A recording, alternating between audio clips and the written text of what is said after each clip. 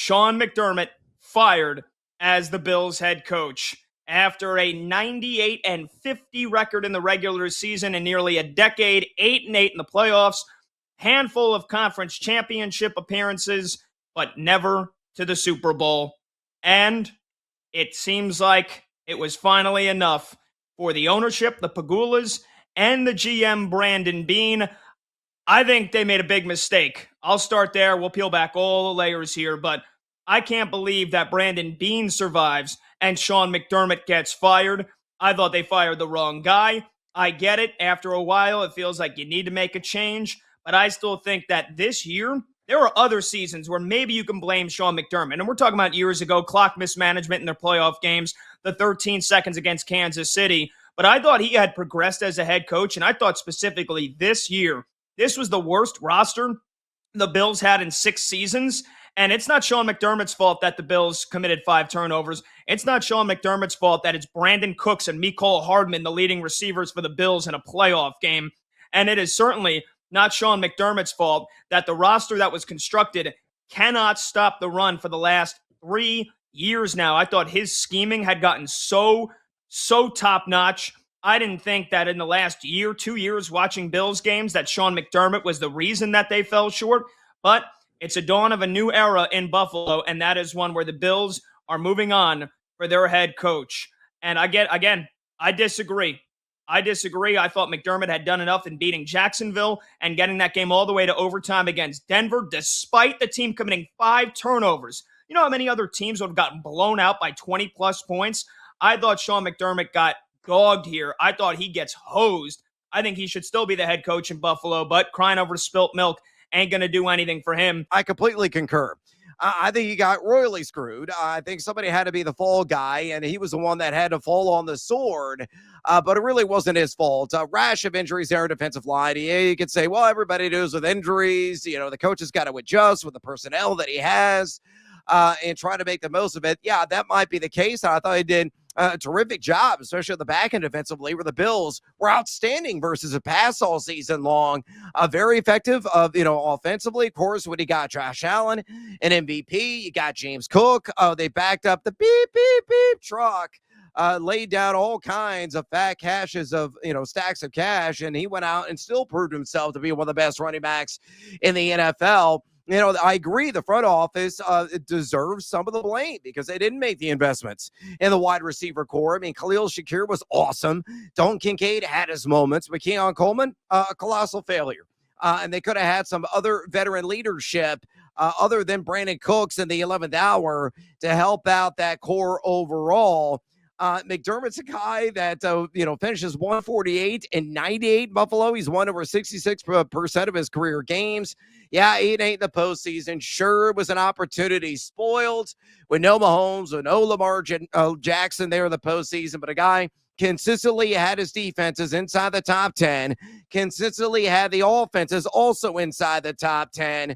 I think it's going to be a major win for whatever franchise picks him up here in short order. And I'm going to, go out there on what I feel is kind of a short limb and say, Viva Las Vegas. He would be a perfect fit for Davis and that organization, with them turning the page on Pete Carroll and likely going to draft the guy we're going to see in action tonight with a number 1 overall pick, Fernando Mendoza. So, yeah, I think that would be the suitable landing spot for Sean McDermott. And I think ultimately somebody's going to score a major win at the expense of the Buffalo Bills, who are feeling like, yeah, we need a change of scenery because Josh Allen's in his prime. We have to win now. But the grass, sometimes it ain't always greener on the other side, Pat. Yeah, no, and I agree. And I don't think the grass is going to be greener. Now, it depends on who they hire, right? And we'll get to the game itself, obviously. We'll get to all the games this past weekend. Any of your phone calls on the Bills firing Sean McDermott and the Bills-Broncos game, plus the other games, we'll get to them. 310-840-4910. I just want to read a couple of player reactions from the Buffalo Bills here. Defensive tackles Jordan Phillips and Daquan Jones on their Instagram stories. Jordan Phillips put, "This bleep here is so stupid, honestly sickening. The best coaching I've ever been around," end quote. And Daquan Jones on his Instagram story, quote, "Don't make sense, but you got what you wanted," end quote.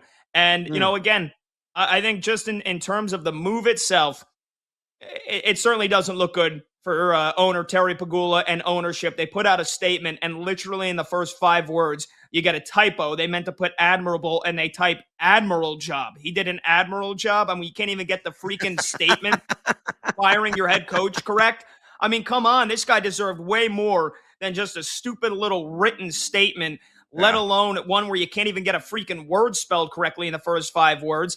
And on top of that, again, Sean McDermott, did he have his faults in the past? He did. Did I say he should have been fired after the 13-second game against Kansas City where they botched the kickoff and let the Chiefs come back and ultimately win the game?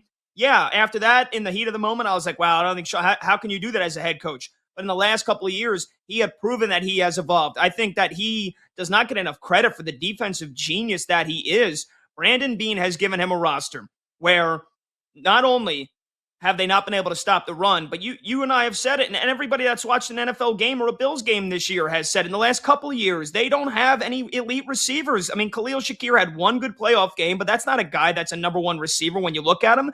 The main threats were McCole Hardman and Brandon Cooks. And again, and there are other receivers, like you mentioned, Keon Coleman, absolute whiff of a draft by Brandon Beane. The other receivers that they were going to try to rely on, Gabe Davis, like the second coming of Gabe Davis, the ghost of Gabe Davis. I mean, come on. And a defense, like I said, that cannot stop the run. And yet Sean McDermott realized that in his defensive scheme to play the great zone defense that they have played. They were number one in passing yards allowed per game this year with, no offense to him, washed up Joey Bosa, washed up Tre'Davious White, Matt Milano, who's one more injury away from a retirement home, and Sean McDermott got that defense to still play like a top 10 unit. He does not get enough credit. And there's some other people. Well, they gave up 33 points. How many games in the playoffs are they going to give up 30-plus points? Again, the Bills' offense committed 5 turnovers and basically gifted Denver more than half their points just off turnovers alone. So if you're looking to blame Sean McDermott for that loss on Saturday, look elsewhere. If you're looking to blame Sean McDermott for the shortcomings this year, look elsewhere. I don't understand how Brandon Beane not only sticks around, but gets a promotion. I mean, the dude is falling forward. He's falling upwards. He's now the president. He's going to run the show. He's going to hire the next head coach. If you wanted to fire Sean McDermott and you fire Brandon Beane, you clean house, at least I can understand, right? It's time for a full organizational shift. The fact that the GM, who I think this roster has so many flaws, and half their guys were hurt for half the year on the defense, and Sean McDermott, again, got that defense to play like a top 10 unit. Just because it's Josh Allen and it's, they've got nobody around Josh Allen, that's the fault of the GM. That's not the fault of the head coach. Bingo. He's not an offensive guy. Like, they ran the ball to try to take time of possession away from their opponents because their defense was so flawed and yet still found a way to play respectable in so many games. So I think Brandon Beane really dodged a bullet here. I think he convinced Bills ownership. He convinced Terry Pagula to save his ass so that they could scapegoat Sean McDermott. And again, they could nail the next head coach hire. I think you want Clint Kubiak. I've said it all along. Clint Kubiak's my favorite head coaching candidate this entire cycle. But the fact that Sean McDermott and not Brandon Beane is gone, to me, that is a massive mistake. Yeah, it's dumbfounding. And you laid out the entire case as to why that indeed is. Look, the person that really deserves a lot of blame for the L that they called over the weekend, the elimination in the Mile High City, is Josh Allen. Let's call a spade a spade. Yes, he is obviously a superhero at times. Bar none, a player is going to be a first ballot Hall of Famer. He's amazing. I'm not disputing that. But Allen had some puzzling decisions. Case in point, we saw at the end of the first half, him running with the ball like a loaf of bread in his hand, and then mysteriously, just as he is under duress and being taken down, throws it behind him, and that causes a fumble. It's a live ball. Denver recovers, and we're gifted a field goal to end the half to extend the lead to double figures. So he is not absolved of any blame. In fact, I think he deserves a lot of it. But it seems like Sean McDermott, again, has become the fall guy of the shortcomings of not only the product on the field, but also with the front office. And I 10,000% agree with your perspective.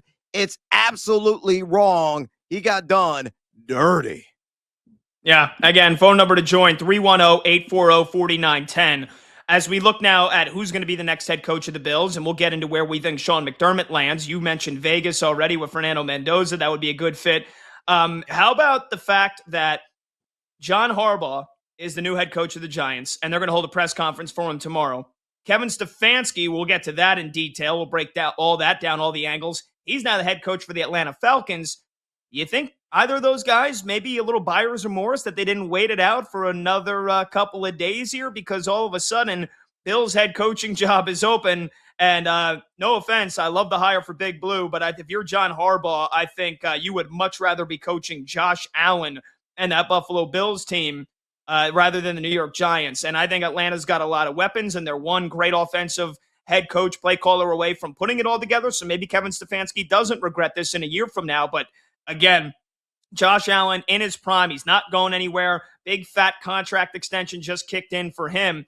I wonder if either of those head coaches are feeling a little buyer's remorse now that their jobs are with other teams and the Bills' job is open. And in terms of the quote unquote favorites, right? The reporters like Diana Rossini and others that have been throwing some names out there, Mike McCarthy, one of the favorites to reportedly land the Bills head coaching job. And then we've got the other names that have been thrown into the mix. Why don't we just run it back from 5 years ago? Brian Dable, who got axed by the Giants this year.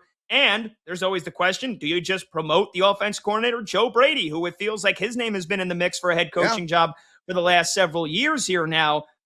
Those names are definitely going to be ones to watch out for, but I would hire Clint Kubiak, and I think this is the perfect opportunity to do so. And if Joe Brady gets, if he feels disrespected, that they hire an offense coordinator from elsewhere outside of him, well, see you later then. Bring in somebody else, like Clint Kubiak will be the play caller, bring in a different OC, and then you work from there. I think Clint Kubiak should be the next head coach of the Buffalo Bills, but you obviously cannot discount the fact that Brandon Beane is still there, and the desire to bring back Brian Dable or elevate Joe Brady is certainly in his mind.